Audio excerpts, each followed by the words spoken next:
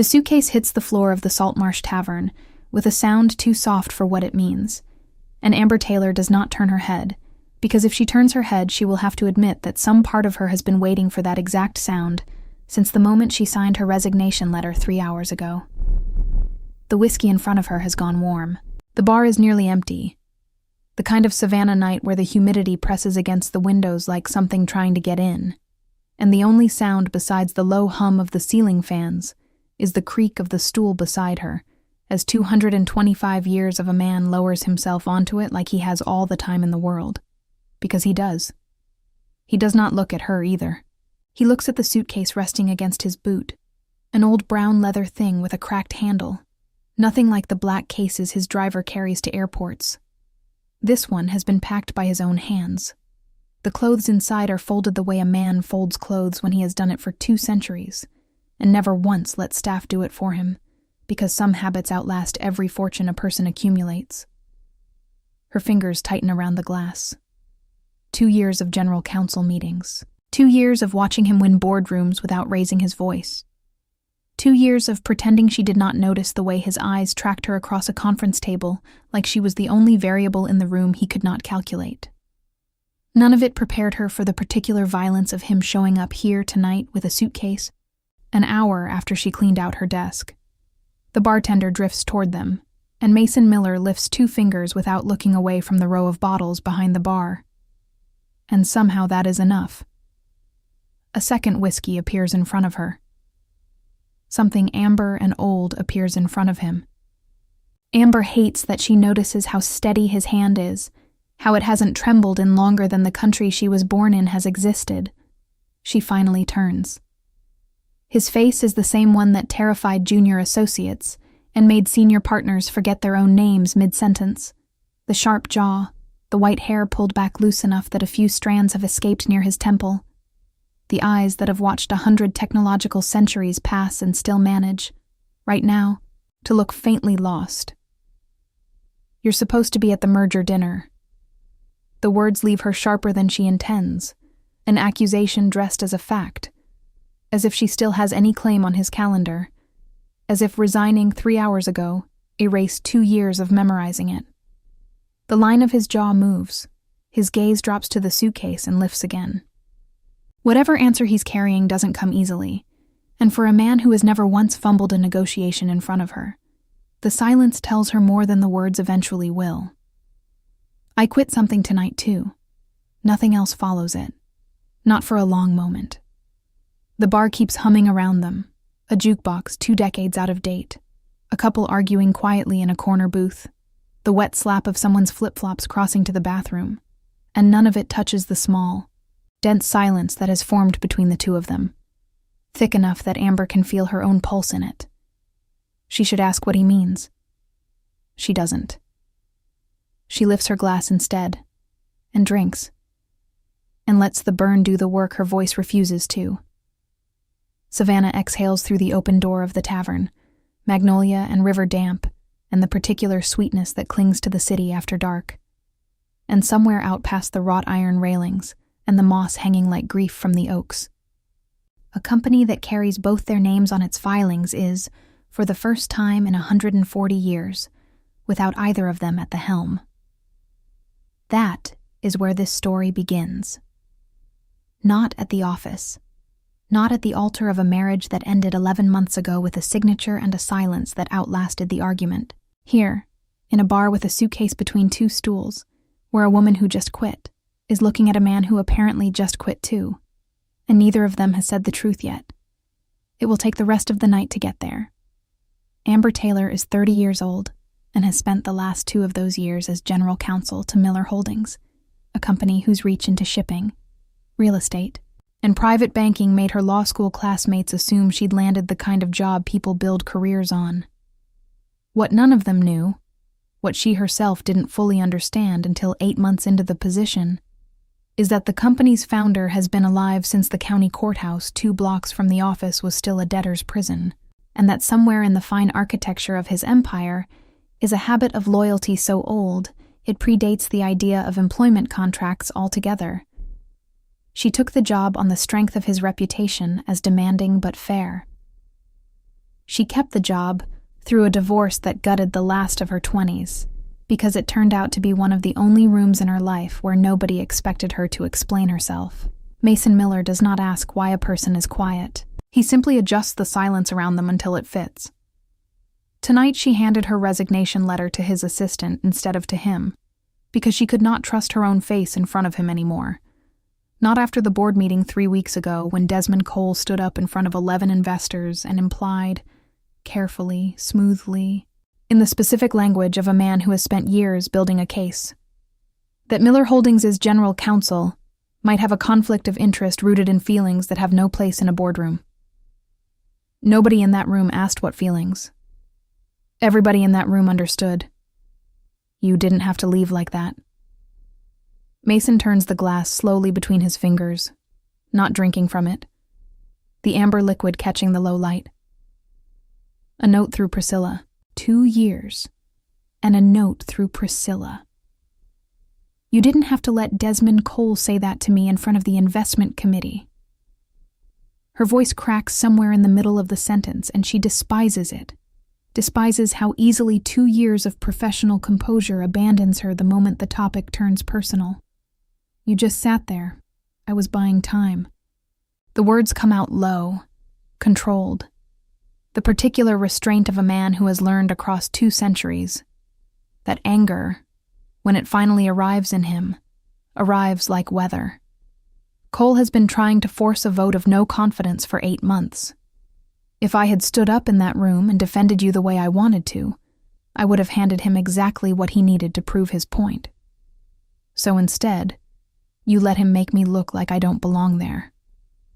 I let him think he'd won. Something shifts behind his eyes. Something old and tired and entirely unlike the composed executive she has spent 2 years watching move through hostile takeovers like weather passing over water. He didn't win. He forced a vote tonight instead of waiting for the next quarter because he thought grief would make me sloppy. He was almost right. Amber sets down her glass. Grief. The board voted 40 minutes ago. Mason's gaze finally holds hers, steady, unblinking in the particular way that used to unsettle her in conference rooms, before she understood it was simply the stillness of something that doesn't need to breathe as often as she does. I am no longer CEO of Miller Holdings, effective immediately. Cole made his case, the numbers favored him, and I let the vote happen instead of fighting it, because the version of myself that fights for a company stopped existing somewhere around the time you walked out of my office with a cardboard box. The tavern goes very quiet around her. Or maybe it is only that everything outside the 2 of them has stopped mattering. 225 years of empire, undone in 40 minutes, and he is telling her about it like a man confessing something far more dangerous than a boardroom loss. You gave up the company. The words come out slow, testing, the way she used to test contract language for hidden liabilities. Because of me.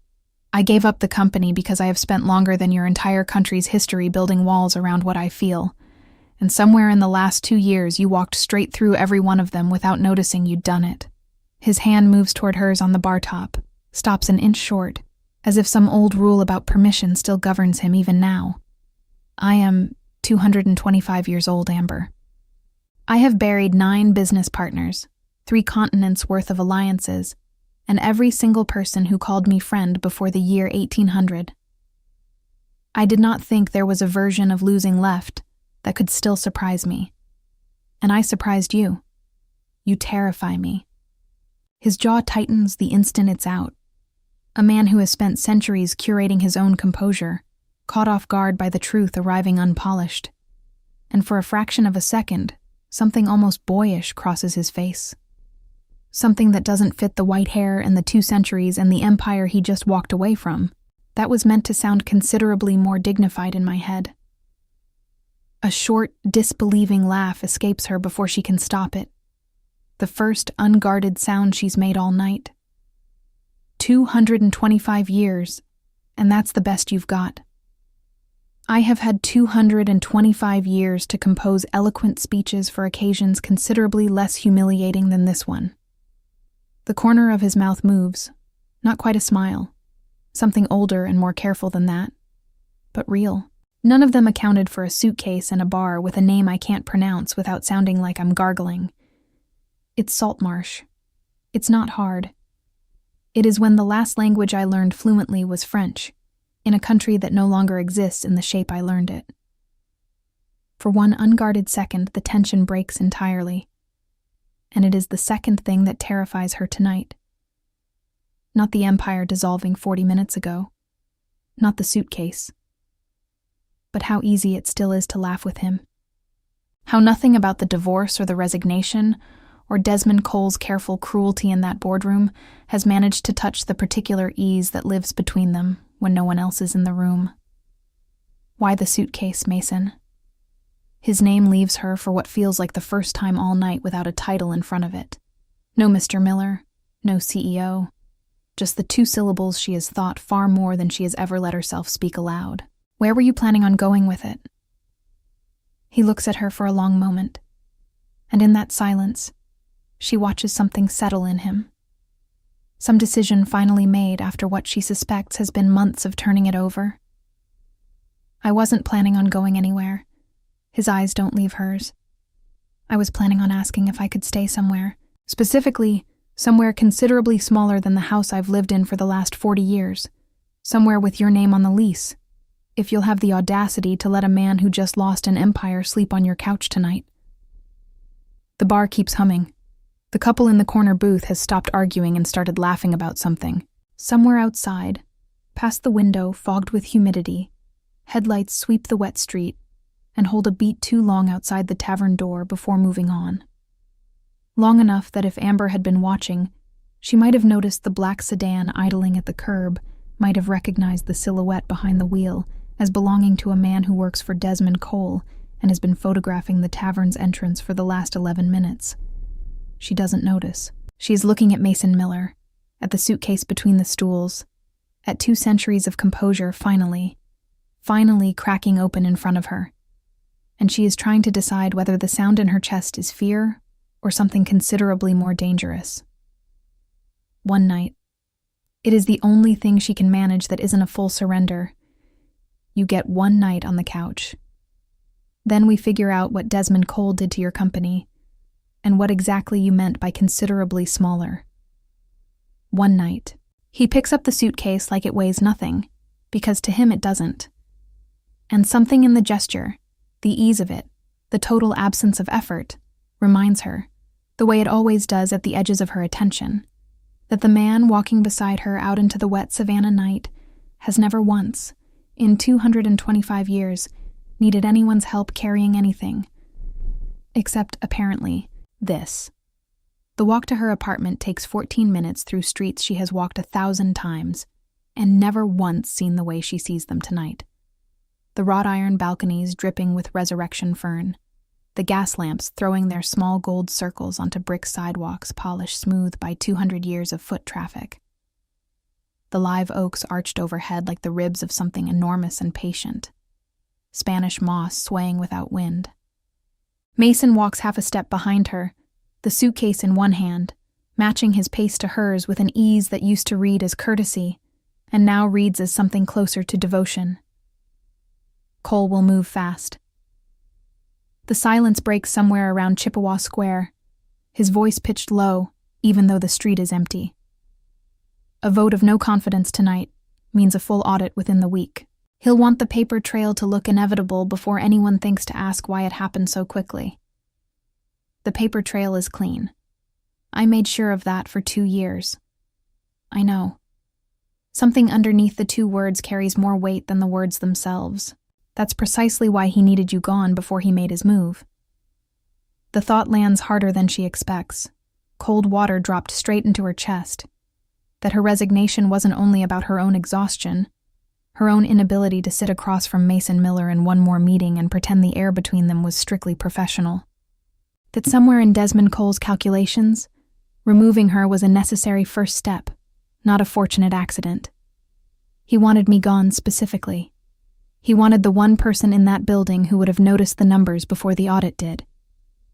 Mason's jaw tightens, and for the first time all night she sees something underneath the careful stillness.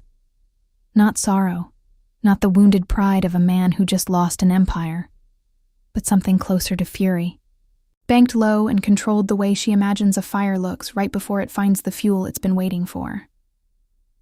I let you walk away from that building tonight because I thought it would keep you safe from whatever he does next. I am beginning to suspect it did the opposite. They reach her building. A narrow row house with a wrought iron gate that sticks 3 blocks from the tavern, the kind of place she chose after the divorce specifically, because it required nobody's name on the mailbox but her own.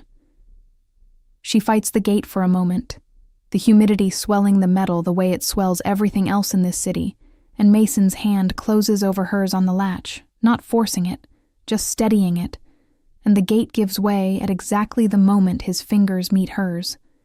His skin is cool.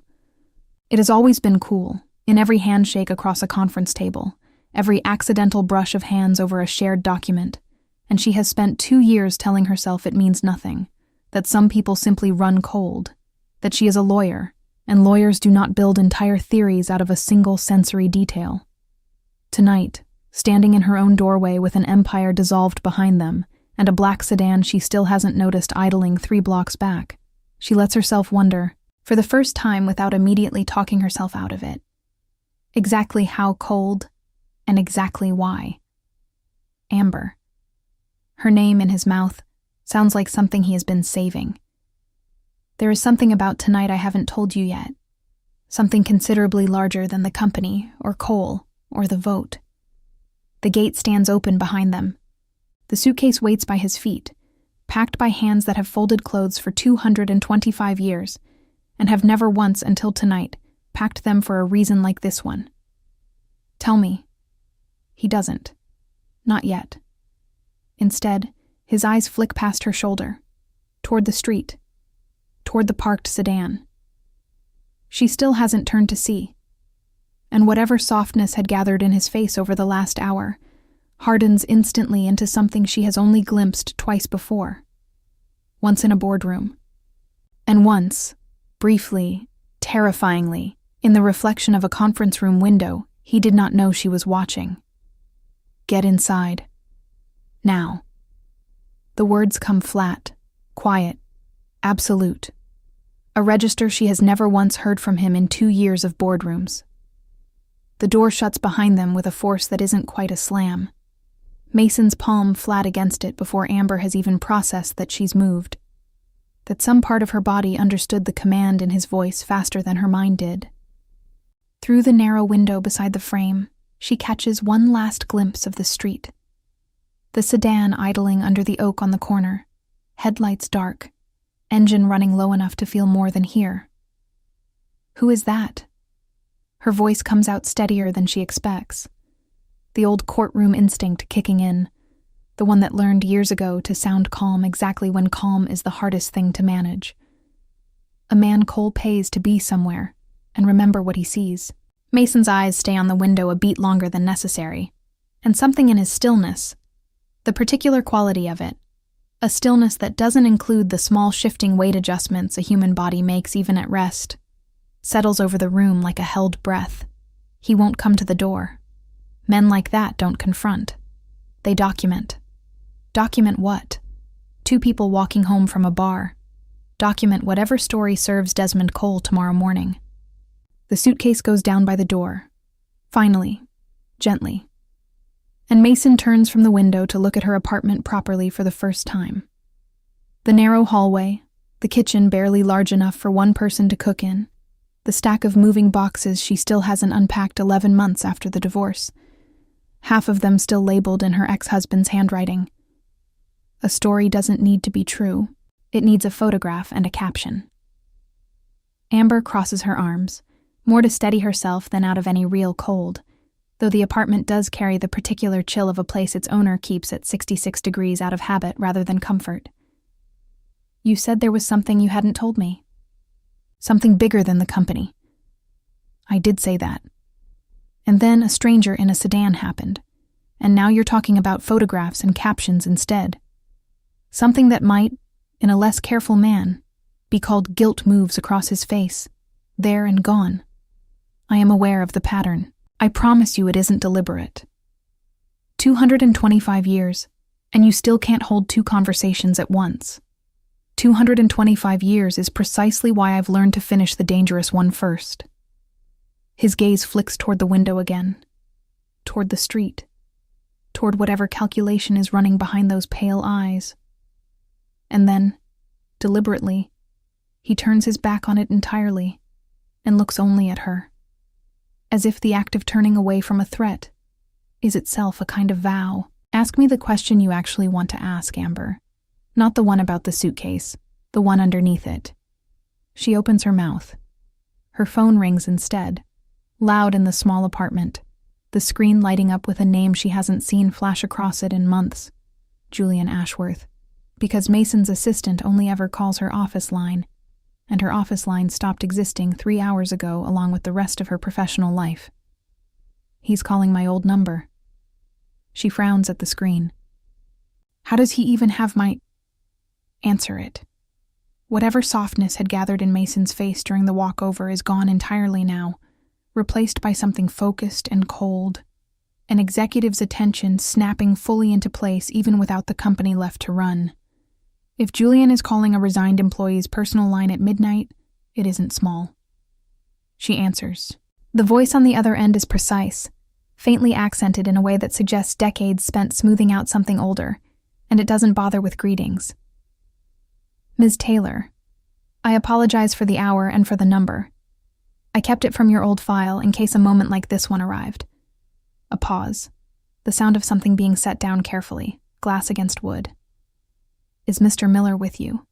He's here. She glances at Mason, who has already moved closer, close enough that she tilts the phone slightly so he can hear too, an instinct that surprises her with how automatic it feels, how little debate went into it. Julian, what's happened? 40 minutes ago, an audio recording of tonight's board meeting was sent to 11 financial journalists. Julian's voice stays level, the practiced calm of a man who has delivered worse news across a great many decades. Not the full meeting. 14 minutes, carefully selected, beginning at the point where Mr. Cole raised the subject of Ms. Taylor's departure and ending just before the vote. It has been edited to suggest Mr. Miller resigned in a fit of personal grievance, rather than as the outcome of a legitimate no-confidence vote. The framing implies, I'm sorry, sir, there's no delicate way to say this, that the relationship between Mr. Miller and his general counsel compromised his judgment for the company, and that her resignation and his removal are directly connected. The apartment goes very quiet. Somewhere outside, a car door closes, soft, deliberate, the sound of a man settling in for a long wait. That meeting was closed. Amber's grip on the phone tightens until her knuckles ache. No recording devices. Cole made everyone check their phones at the door himself. He was practically theatrical about it, which is precisely why this feels less like a leak and more like something planted well in advance. Julian's pause carries weight, the specific weight of a man choosing his next sentence with enormous care. Mr. Miller. There is a section of the recording, roughly 9 minutes in, where your voice is audible saying something rather more personal than boardroom language.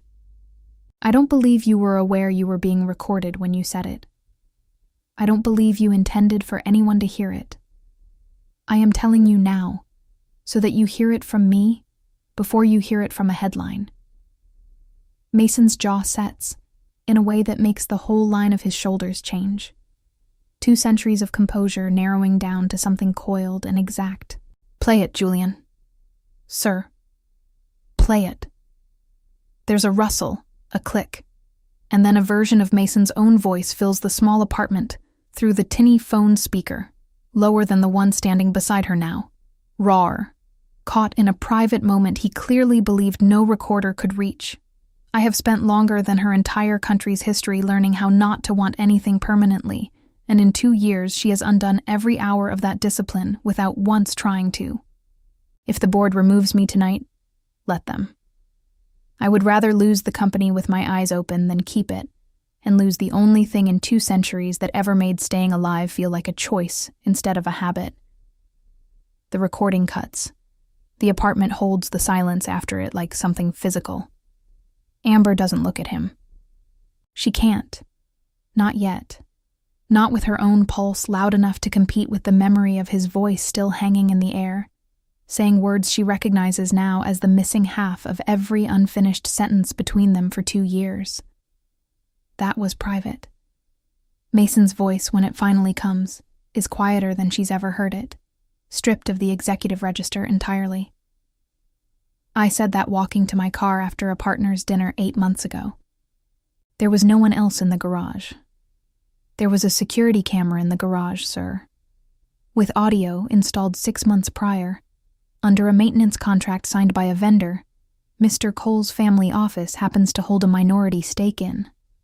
Julian's precision doesn't waver, but something underneath it does. Something close to fury dressed in butler's formality. He has had this for 8 months. He was always going to use it. He was simply waiting for the moment it would do the most damage. Tonight. Amber finally finds her voice, and it comes out smaller than she wants it to. He waited until tonight, because tonight it makes both of us look exactly like what he accused us of being. Yes, the word lands between the 3 of them, 2 in the room, 1 on the phone, with the particular finality of a door closing somewhere far away. Mason sets his own phone side of the conversation aside, with a care that doesn't match the tension in his hands, and for a moment, he simply stands in the middle of Amber's small living room. A man who lost an empire an hour ago, now watching a recording of his own private confession, travel toward 11 newsrooms. And something in his face isn't panic, isn't even anger anymore. It's closer to relief, terrible and unguarded. The relief of a man who has just discovered the truth he spent 2 years protecting has already escaped without his permission, and the world hasn't ended for it. Julian. His voice steadies as he speaks, finding its footing again. Get ahead of the story. Confirm nothing, deny nothing, and find out which journalist received the recording first. That's the one who'll run with it fastest, and the one whose source we need to trace. Already begun, sir. And, if I may. A pause, warmer now, the closest thing to a smile audible in a voice. For whatever it's worth, after 11 years in your employ, I've never once heard you sound more certain of anything than you did in that recording. Whatever Cole intended by releasing it, I don't believe humiliation was the effect he achieved. The line goes quiet. Amber sets her phone down on the kitchen counter with hands that aren't entirely steady, and when she finally lifts her eyes to Mason's, she finds him already watching her. Has probably been watching her since the recording ended, waiting to see what she does with a truth that was never supposed to leave a parking garage. You meant it. It isn't a question. Every word. He doesn't move toward her. He seems, for the first time all night, genuinely uncertain of his welcome. 2 centuries of composure offering him nothing useful to do with his hands. I meant it in April, and I mean it now. And I would have gone on meaning it silently for another 200 years if Desmond Cole hadn't decided my private grief made good leverage. April. Something in her chest turns over slowly. You've felt like that since April. I have felt like that considerably longer than April. April is simply when I stopped being able to pretend otherwise to myself in a parking garage at 11 at night. Outside, the car door opens again and closes, and the engine finally pulls away from the curb. Whatever the man in the sedan came for, he has apparently gotten it, or given up waiting for more. The street outside falls back into its ordinary quiet, magnolia heavy and humid and indifferent to the 2 people standing 3 feet apart in a kitchen too small for the size of what's happening in it. Amber crosses the distance first. She isn't entirely sure, afterward, which of them moves last. Only that her hand ends up flat against his chest, feeling for a heartbeat out of pure old habit. The habit of a body checking for the ordinary signs of life in the person standing close enough to kiss. She doesn't find one. Not at first. Not until several long seconds pass, and then finally, slow and deliberate, as something remembered rather than automatic, a single beat moves under her palm, as if his heart only troubles itself to work when there's a reason worth the effort.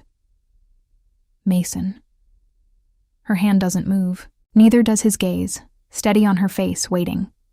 The whole 2 centuries of him holding perfectly still for whatever she decides to do next. Your heart just beat once. Yes, once. Not twice. Not the way hearts work.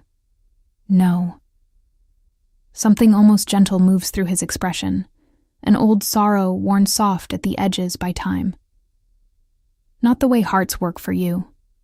The silence that follows isn't tense the way the one in the tavern was, or frightened the way the one on the sidewalk was. It's the particular silence of a question so large it doesn't fit into a single sentence, and Amber realizes, standing in her own kitchen, with her palm still resting over a heart that only beats when it decides something is worth beating for, that she is no longer asking herself whether something impossible is happening to her. She's asking herself whether she's ready to hear the answer to what, exactly, it means. The phone starts ringing again before either of them has moved from the kitchen, and this time it doesn't stop. One unknown number after another.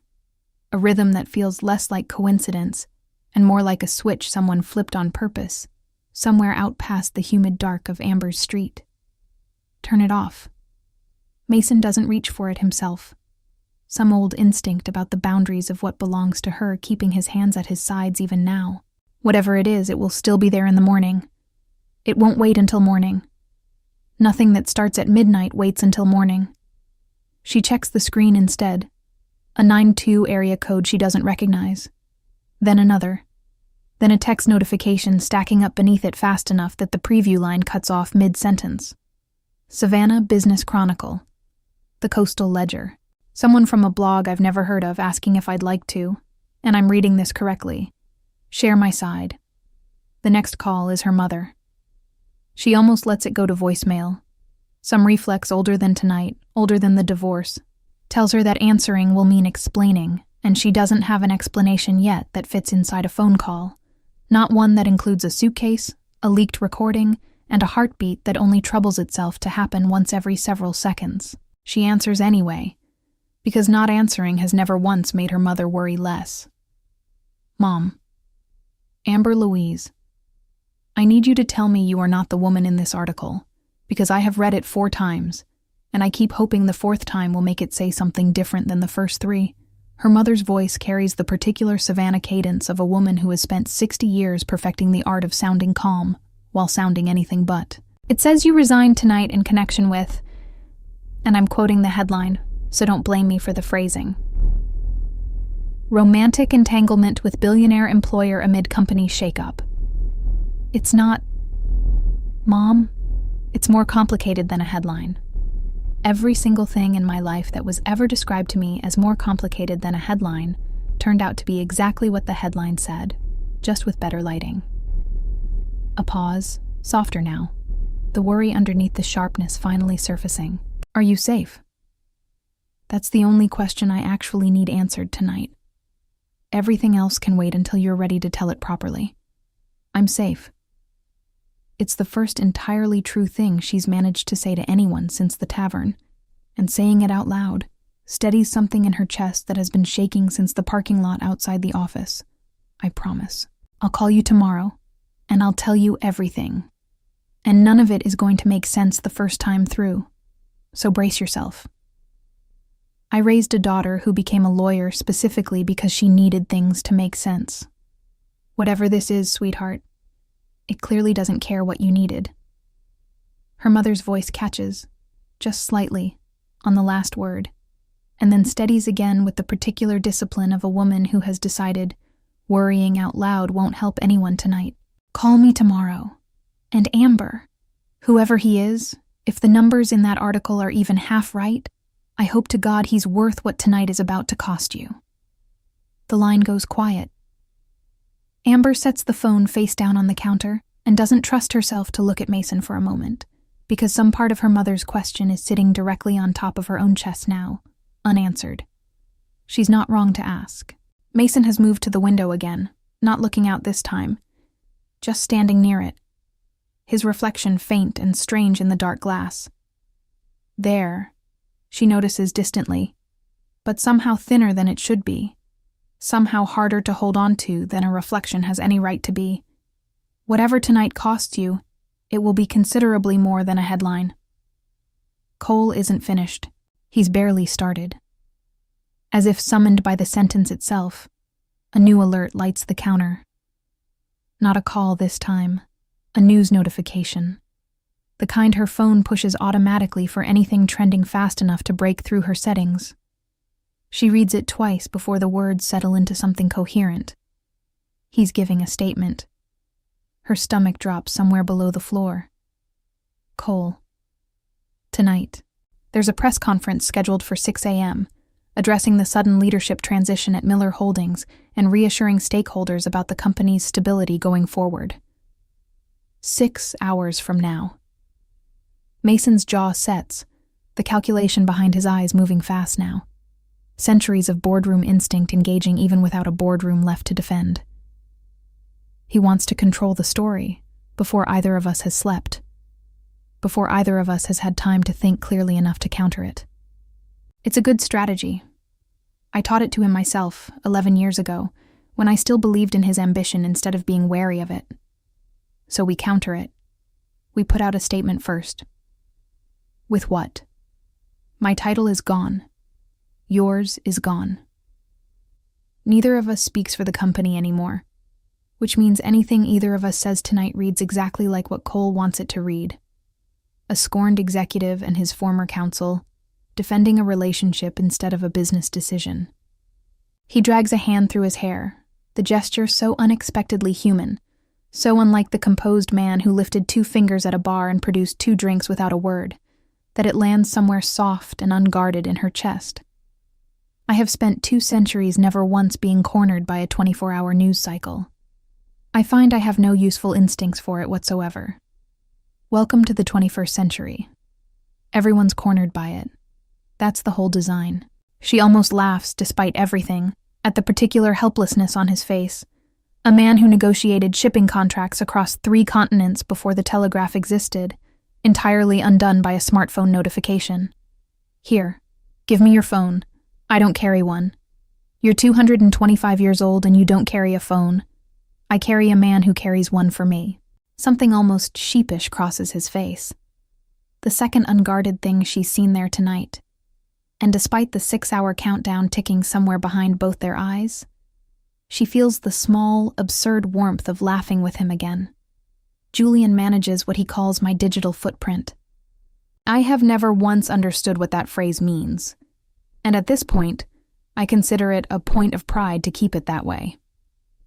Well, your digital footprint is currently trending under a hashtag I'm not going to read out loud, so maybe it's time Julian teaches you the basics.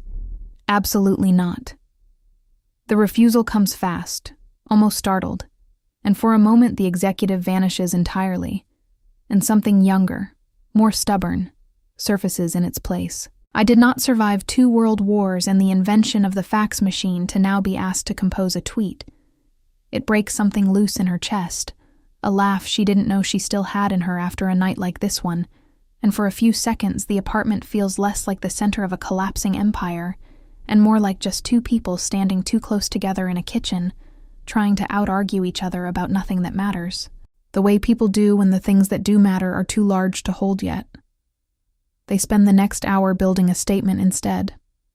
3 sentences, carefully bare of anything Cole can twist, acknowledging the leadership transition without confirming or denying a single word of the recording, closing with a line about Miller Holdings' stability that Mason insists on phrasing himself, in language so precise it takes him 4 attempts dictated slowly to Amber's laptop before he's satisfied it can't be quoted out of context.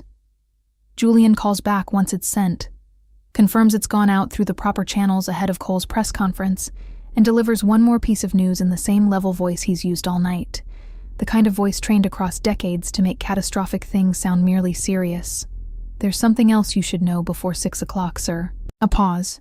Careful. Deliberate. Cole's statement has been sent to reporters early, under embargo. I have a copy. He isn't only addressing the leadership transition. What else is he addressing? He's announcing an emergency shareholder meeting for Thursday, to formally strip you of your remaining ownership stake. on the grounds of what he's calling, and I apologize in advance for the phrase, sir, conduct unbecoming of a founder in a moment of institutional crisis. The apartment goes very still. Amber watches something harden behind Mason's eyes, the particular stillness of a man doing arithmetic on 2 centuries of work reduced, potentially to nothing by Thursday afternoon. He can't do that. Not without cause, not without... He can, actually. Mason's voice comes quiet, almost distant, a man reciting the fine print of his own downfall. I wrote that clause myself, 40 years ago, when the board was smaller and I trusted every name on it. Conduct clauses like that exist to protect a company from a founder who's gone reckless. I never imagined I'd be the founder it got used against. Before Amber can answer, before Julian's voice can offer whatever careful reassurance he's preparing on the other end of the line, the doorbell rings. A small, ordinary sound, absurdly domestic against the size of everything happening around it, and both of them go silent at once, the phone forgotten in Amber's hand. She crosses to the window first, some old habit of checking before opening a door at 1 a.m, outlasting even a night like this one. And through the gap in the curtain, she finds not the black sedan, not the man Cole pays to remember what he sees. A woman stands on the step instead, unmoving, dressed in a coat too heavy for a Savannah summer, her expression carrying a patience that has nothing to do with the hour. She isn't looking at the door. She's looking directly at the window. Directly, impossibly, at the exact gap in the curtain where Amber is standing, as if she knew precisely where to find it. Mason. Amber's voice comes out smaller than she means it to. There's someone at the door, and I don't think she's here about the company. Behind her, she hears him go still in a way that has nothing to do with the leaked recording, nothing to do with Cole, nothing to do with any of the last 6 hours. A stillness she recognizes now as something older, something that has nothing to do with modern crisis, and everything to do with the 2 centuries that came before it. What does she look like? His voice has changed. Whatever calm he'd assembled for the press conference and the shareholder meeting and every other ordinary disaster of tonight has gone somewhere else entirely. Dark hair, a coat that doesn't fit the weather. She's just standing there, looking at the window like she can already see us. The silence that follows lasts long enough that Amber turns from the curtain to look at him directly. And what she finds on his face isn't fear, isn't quite recognition either, but something suspended precisely between the two, the specific expression of a man watching a door he thought had been closed for a very long time begin, slowly, to open again. Say her name is Isolde. It isn't a question. It's a certainty. Delivered low, careful, the voice of someone bracing for a blow he's had 200 years to prepare for and still isn't ready to take. Tell me that isn't her name. Amber looks back through the gap in the curtain. The woman on the step hasn't moved, hasn't blinked, hasn't done anything at all except wait, with the particular patience of someone who has learned, across a very long time, that everything eventually comes back around to a door. I don't know her name. Amber's own voice sounds distant to her, half a room away from the rest of her body. But I think she's about to introduce herself. Isolde doesn't wait for an invitation. The door opens before Amber's hand fully reaches the latch. Not forced, not broken, simply no longer an obstacle. And the woman steps into the narrow hallway with the particular economy of movement that Amber is starting to recognize as something other than human grace. You need to leave. Both of you. Now, not after questions. Her voice carries an accent Amber can't quite place, softened by centuries of travel until it belongs to no single country anymore, only to time itself. Her eyes go to Mason, and something ancient and complicated moves through them. Grief layered under urgency, layered under a fondness too old to have a simple name. I wasn't followed carefully enough. I'm sorry. I thought I'd lost them 3 streets back. Followed by whom? Mason's whole posture has changed since the doorbell rang, the exhausted grief of the last hour folding itself away into something coiled and ready, 2 centuries of instinct surfacing all at once. Cole's man in the sedan left 20 minutes ago. Not Cole's man. Isolde's gaze flicks toward the window, toward the street, and Amber follows it in time to see 2 figures crossing beneath the streetlight at the corner, moving with a stillness that has nothing to do with the casual pace of anyone simply out walking at 1 a.m. Cole's man was watching for a photograph. These 2 aren't interested in photographs. Who are they, Isolde? People I owe an old debt to. People who have spent considerably longer looking for you than Desmond Cole has been alive. Something underneath the words makes the temperature of the room drop, or feel like it drops.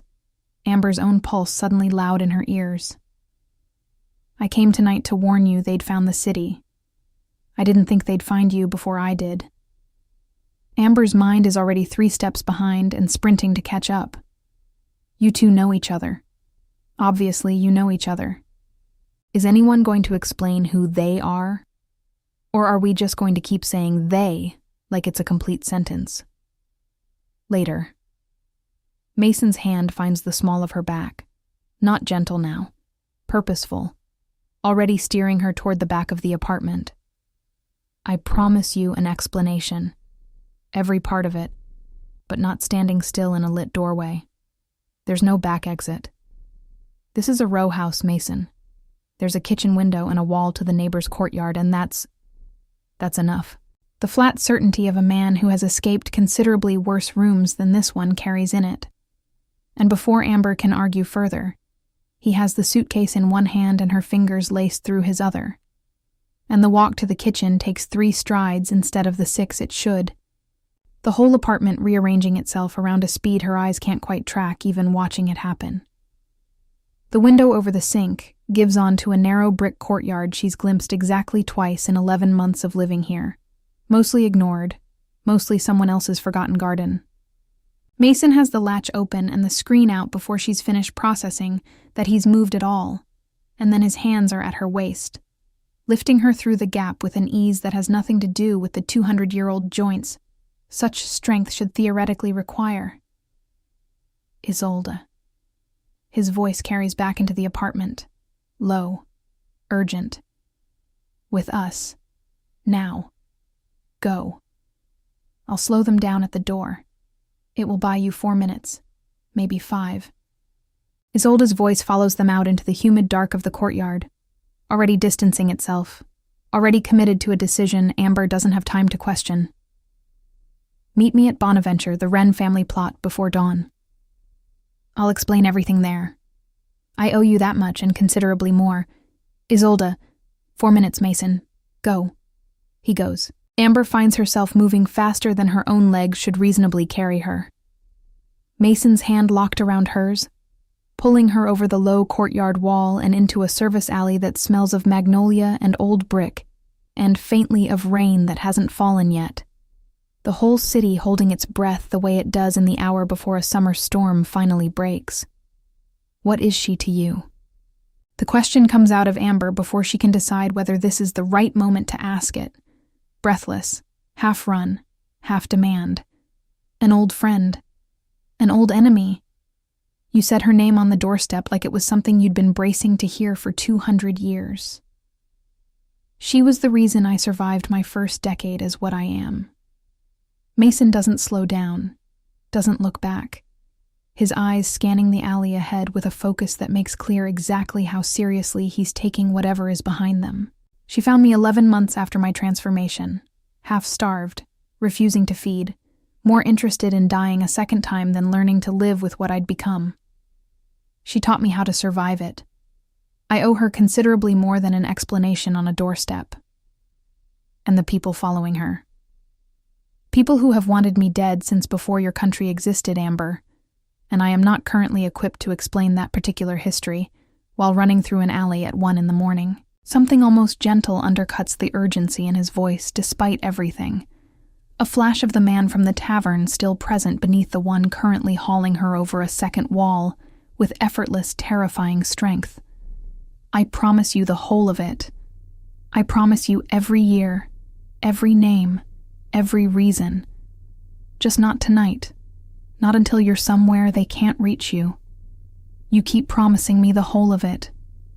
Her breath comes ragged, half from the run, half from something closer to grief, the particular grief of loving someone whose past outpaces her own life by 2 centuries and counting.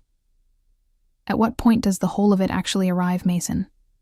Because so far tonight I've gotten a suitcase, a heartbeat that only works when it feels like it, a leaked recording, a woman who opens doors without touching them, and now a man in a car with plates from a consulate that hasn't existed since before I was born.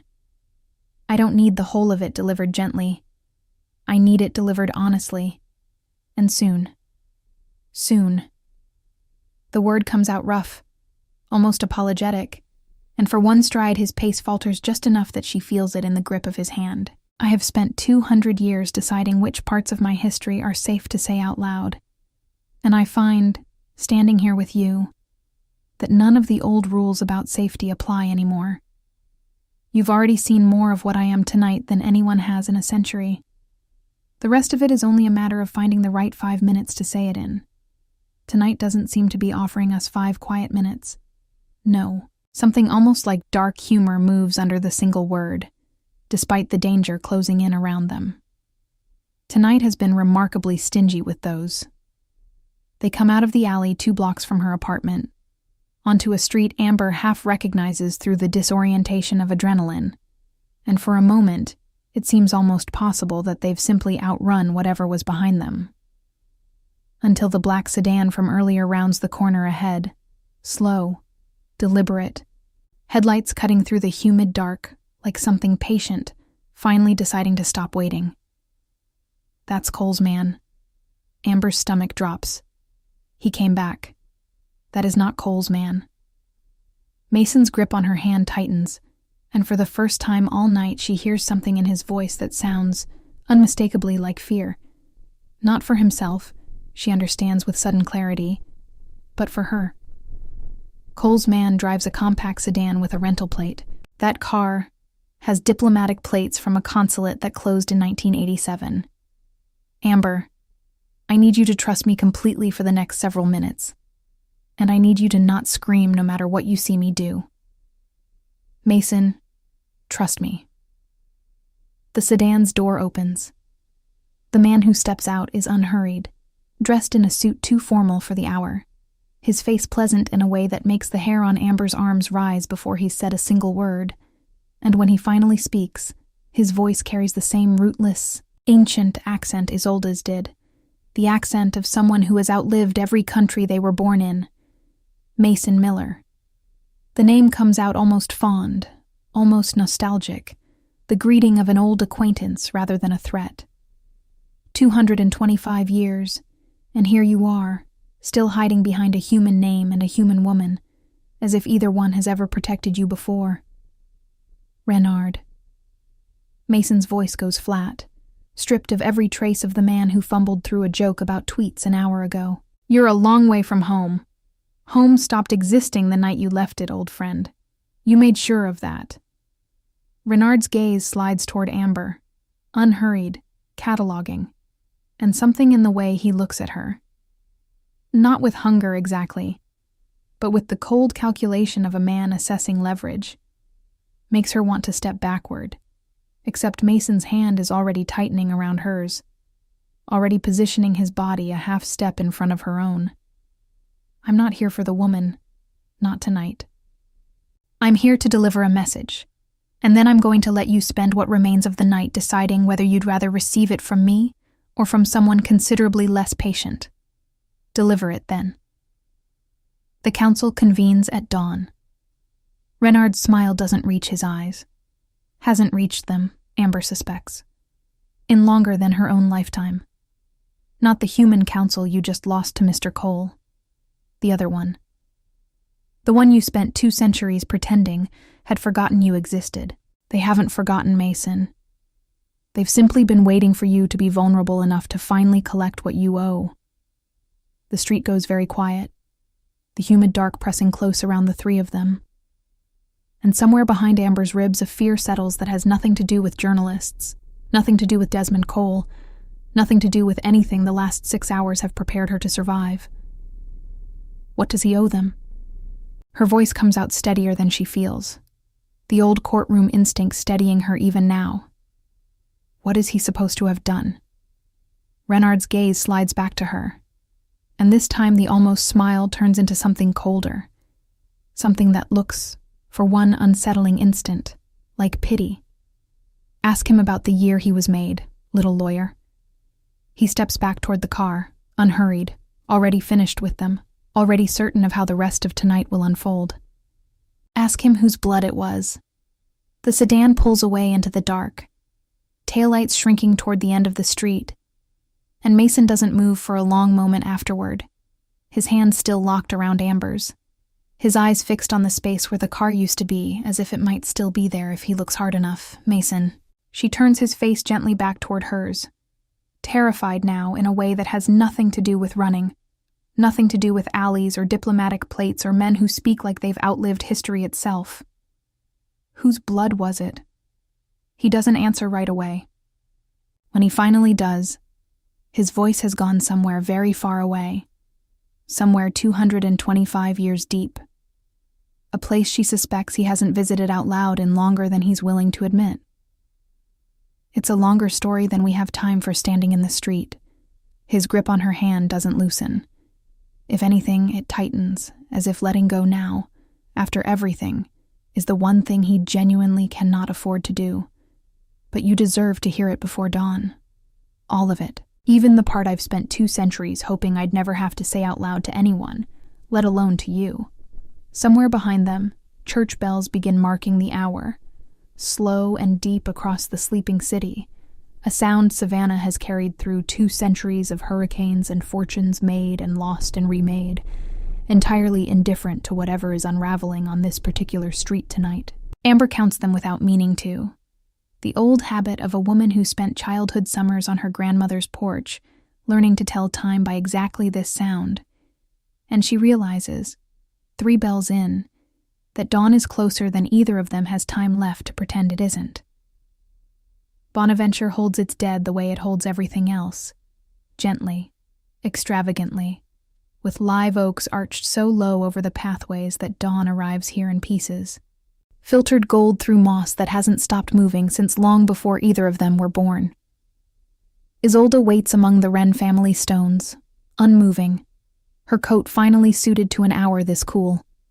And when she turns to face them, there is nothing left in her expression of the urgency from the doorstep. Only grief, old and unhurried, the particular patience of someone who has been carrying a story for 2 centuries and has finally run out of reasons to keep carrying it alone. Sit. She doesn't gesture toward anything in particular, but Amber finds herself lowering onto a flat marble bench regardless, the stone still holding the night's chill. You deserve the whole of it before the others arrive, and they will arrive with the sun, so I'll speak quickly and ask that neither of you interrupt until I've finished. Mason doesn't sit. He stands at the edge of the family plot with his back to a leaning angel statue, his hands loose at his sides in a way that looks deliberate, a man bracing himself by refusing to brace. Mason had a brother. Isolde's eyes go to him once, gently, before returning to Amber, as if she's asking permission to say a name he hasn't spoken aloud in longer than a lifetime. Edmund, older by 4 years, turned a decade before Mason was, and turned properly, through the bloodline right, the one reserved for a single heir each generation, the one that grants strength and longevity the ordinary turning never does. Edmund was meant to lead the family line for centuries. Mason was meant to live and die an ordinary mortal man, the second son, unremarkable, unclaimed by any of it. That isn't what happened. Amber's voice comes out low, already understanding the shape of the grief coming toward her, before the words arrive to confirm it. Mason was dying. Isolde's gaze doesn't waver. A fever, the kind that took half of Savannah that summer, no different from 1,000 mortal deaths that century. Edmund had exactly one thing that could save him. The bloodline right, meant for only one heir, meant never to be used twice in a generation. Using it on a second son was forbidden. Not simply frowned upon. Forbidden by a law older than either of their births, enforced by families who had buried their own children rather than break it. He broke it anyway. Mason's voice, when it finally comes, has gone somewhere very far away, somewhere 225 years deep. He gave me the right meant only for him. The law is precise about the cost of that particular theft. A stolen inheritance requires the giver's true death as payment. Not the ordinary kind, the final kind, the kind that doesn't allow for centuries of walking around Savannah afterward. Edmund knew that when he did it. He did it anyway. And within a year, the families came to collect what the law said they were owed, and I watched them take my brother's true death as the price for my life. And I have spent every year since trying to be worth what he paid for me. The cemetery holds a silence heavy enough to feel like weather. Somewhere past the tree line, the sky has started shifting from black to the deep bruised blue that comes an hour before true light, and Amber understands with sudden and complete clarity exactly what Renard's warning on the street actually meant. They think you owe them a second death. Her own voice sounds strange to her, thin against the size of what she's just understood. Because Edmund paid for your life 200 years ago, and you've spent 2 centuries not paying anything back. I've paid in every way available to me. Wealth returned to families who lost everything in the turning wars. Debts settled that weren't mine to settle. 2 centuries of exile from every court and council that would have me, precisely because the price on my head made me a liability to associate with. Something in Mason's voice cracks, finally, after holding steady through everything else the night has thrown at it. None of it was ever going to be enough. The law doesn't accept substitutes. It requires exactly what was taken. A life, freely given, to balance a life freely taken. Edmund gave his. The families have spent 2 centuries waiting for me to either offer mine or offer someone else's. And that's why Renard said what he said. About the year you were made. Whose blood it was. Amber's hands have gone cold in a way that has nothing to do with the marble bench beneath her. They think tonight is the night you finally pay it. Yes. The word lands in the cemetery like something physical, and for a long moment nobody speaks, the 3 of them standing among 2 centuries of Savannah's dead, while the sky continues its slow, bruised shift toward morning. There is another way. Isolde's voice comes careful now, weighted with something that costs her visibly to say. The law accepts a substitute if the substitute is given willingly, with full knowledge of the debt, by someone bound to the debtor by a claim the families recognize as equal in weight to blood. A spouse, a chosen heir. Someone who steps forward and says, before witnesses, that they take on the debt as their own. No. Mason's voice comes fast, sharp enough to startle a bird from the nearest oak. Absolutely not. I did not survive 2 centuries of exile to let someone else pay Edmund's price a second time. It wouldn't be his price a second time. Amber is standing before she's fully decided to stand, her own voice steadier than she expects, steadier than anything else has been tonight. It would be a new debt. Mine. Freely given. Amber, you told me, in the tavern, that you'd rather lose the company with your eyes open than keep it, and lose the only thing in 2 centuries that made staying alive feel like a choice. Her hands find his, cold and steady both, the same hands that felt his heart beat once, deliberately, hours ago in a kitchen that already belongs to another lifetime. I'm not going to let you spend the morning trading your life for a debt that was never yours to fully carry alone. Tell me what the transformation requires. Tell me what it costs. I want the whole of it, the way you promised me, before I decide. Isolde's answer comes gently, the answer of someone who has watched this particular reckoning happen before, and knows exactly how much weight each word carries. The bloodline right changes what you are completely, permanently, and it takes with it anything the body was still deciding whether to become. If you carry that particular possibility in you, Amber Taylor, the right takes it in the giving. There is no version of this where you keep both the transformation and a mortal child of your own blood. The law is precise. It always has been. The words settle into Amber slowly, the way grief does, arriving in full only after the shock of it has already passed through. She thinks of a future she has pictured only in fragments since the divorce, small, uncertain, never quite finished, and feels it close like a door she didn't know she was still holding open. I understand what it costs. Her voice doesn't break, though something behind her ribs very nearly does. I'm choosing it anyway, not because Mason's debt is mine to carry, but because 2 centuries from now, I want to still be standing in a kitchen with a man who only remembers his heart works when it decides I'm worth the effort. That's worth the price. It's worth every part of it. Mason doesn't argue again. He simply looks at her the way he looked at her once already tonight, in a bar with a suitcase between 2 stools, as though she is the only variable in 2 centuries of careful calculation that he never once managed to solve for. The others arrive as the sky finally breaks gold along the tree line. Not a council, not a court, nothing so formal as either word implies, only a handful of old faces moving quietly between the headstones the way mourners do, Renard among them, his earlier almost smile gone entirely now, replaced by something that might, in a longer life, have been called respect. Isolde speaks the old words first, precise, unhurried, the formal language of a debt about to be settled. And Amber repeats the vow that follows with a steadiness that surprises even her, the same steadiness that carried her through 2 years of boardrooms and 11 months of divorce paperwork and one impossible night that has somehow, against every reasonable expectation, ended here. The rite itself is quieter than she expected. No violence in it, no spectacle. Only Mason's hands cradling her face with a gentleness that feels like the answer to every unfinished sentence between them for 2 years, and a single moment of cold that spreads through her like winter, arriving all at once, and then warmth returning in its place. Different now, steadier, permanent. She feels, somewhere underneath the cold, the exact moment the possibility Isolde warned her about finally closes. Not violent, not cruel, only final. A door shutting quietly on a room she never got to fully furnish. She lets herself grieve it for exactly as long as it takes to happen, and no longer.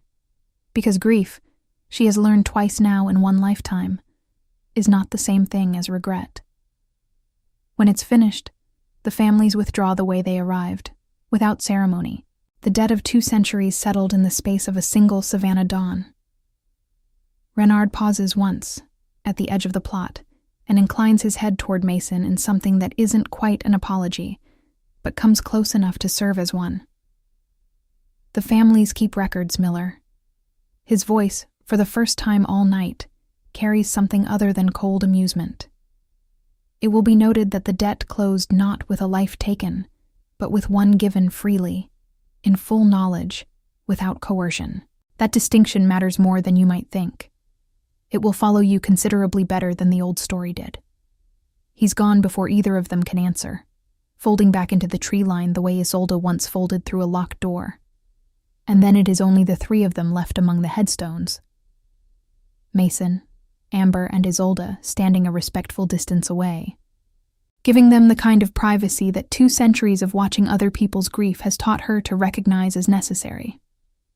Julian called while you were occupied. Isolde checks a phone Amber didn't know she carried, the ordinary modern gesture strange against the ancient weight of the last hour. Desmond Cole's shareholder meeting collapsed before it started.